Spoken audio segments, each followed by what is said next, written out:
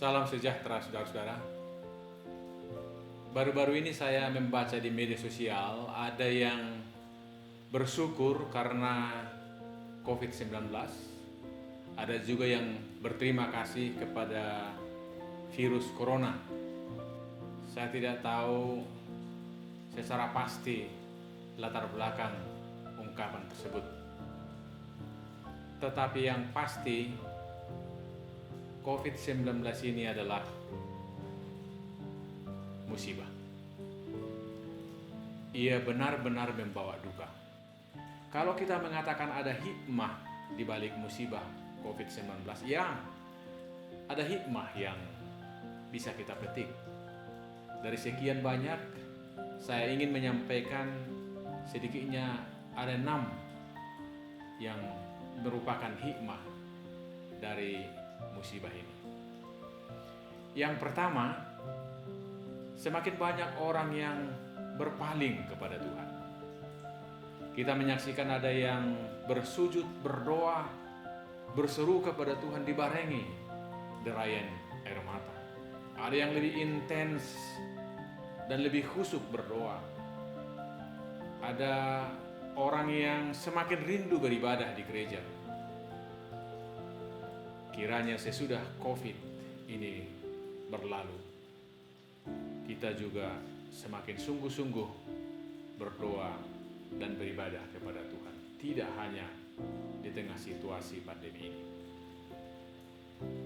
Hikmah yang kedua, berkurangnya polusi karena industri atau pabrik dan kendaraan berhenti. Menurut WHO, Badan PBB yang mengurusi kesehatan, ada 7 juta orang yang meninggal di seluruh dunia setiap tahun karena polusi. Korban yang luar biasa banyak. Polusi itu pula yang menyebabkan pemanasan global dan perubahan iklim yang berdampak terhadap krisis ekologi mahadahsyat pada saat ini. Sesudah COVID-19 ini berlalu, kita harus memperlakukan sabat, berhenti dari aktivitas pada saatnya yang tepat, supaya bumi ini dan makhluk yang lain, tumbuh-tumbuhan bisa merayakan hidupnya, dan itu juga berdampak untuk kebaikan kita umat manusia. Yang ketiga, musibah ini menyadarkan kita akan keterbatasan uang, jabatan, prestasi, dan sejenisnya. COVID-19 tidak mengenal kaya miskin, berjabatan atau tidak, punya segudang prestasi atau biasa-biasa saja. Ada tidak pada masa stay at home ini, orang yang lebih banyak melihat ijazah S1 atau S2-nya, piala, turnamen atau perlombaan yang diperoleh, sertifikat hak milik tanahnya atau buku depositonya? Barangkali tidak ada.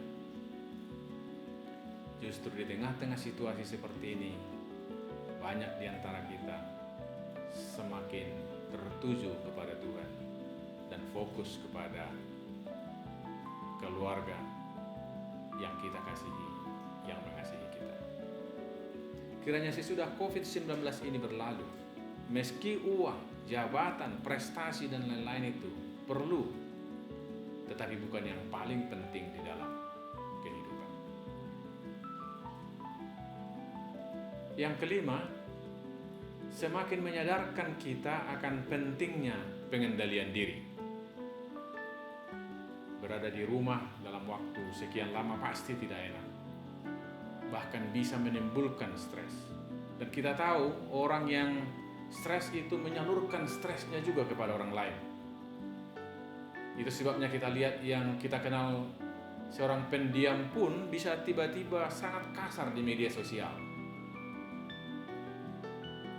Musibah ini dapat menjadikan kesempatan juga mengasah kemampuan kita mengalahkan keinginan yang tidak membangun. Fokus ke kebutuhan, bukan keinginan. Sesudah COVID ini berlalu, kita tetap menyadari lebih baik kehilangan sesuatu ketimbang kehilangan segala sesuatu. Yang keenam, kita dapat menyaksikan pengabdian mereka-mereka yang menolong pasien di rumah sakit, para relawan, pemerintah, para pakar, para dermawan, dan yang lain yang benar-benar dari kesungguhan hatinya untuk mengambil bagian sehingga kita semua bisa keluar dari pandemi ini. Dan sesudah COVID ini berlalu, kiranya kita tetap mempersembahkan yang terbaik dalam hidup ini.